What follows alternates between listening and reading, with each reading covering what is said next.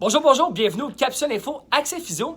J'avais une question tantôt d'un client qui me disait Dominique, comment je fais pour maintenir mes amplitudes articulaires après un traitement en physio? Parce que nous, en physiothérapie, on utilise souvent nos mains pour faire de la thérapie manuelle, pour gagner de l'amplitude de mouvement, de la mobilité au niveau des articulations.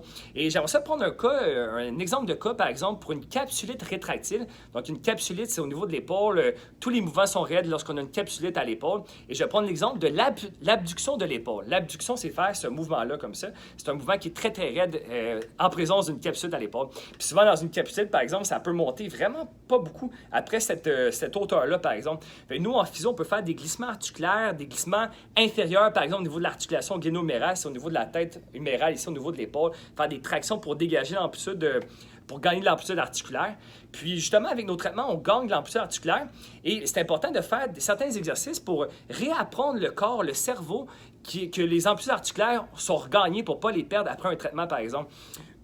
Donc, suite à mes mobilisations articulaires, on peut faire un peu de renforcement dans les nouvelles fins de mouvement. Donc, par exemple, quelqu'un qui ne lève pas beaucoup et, par exemple, jusque-là, c'est tellement raide.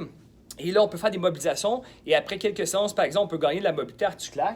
Et après les traitements, on peut faire donc un peu de contrôle moteur, de renforcement comme ça. Donc, après avoir travaillé les ponts, on pourrait tout simplement se passer comme ça et travailler les derniers degrés. Souvent, c'est très, très raide ici. Tenir 5 secondes. On relâche.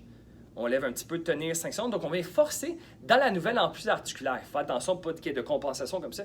Et là, quand la personne est capable de lever son bras un peu plus, on peut par exemple monter un petit peu plus haut ici et faire décoller comme ça le bras, tenir 5 secondes et on lève comme ça pour réapprendre le cerveau que l'amplitude articulaire a été regagnée.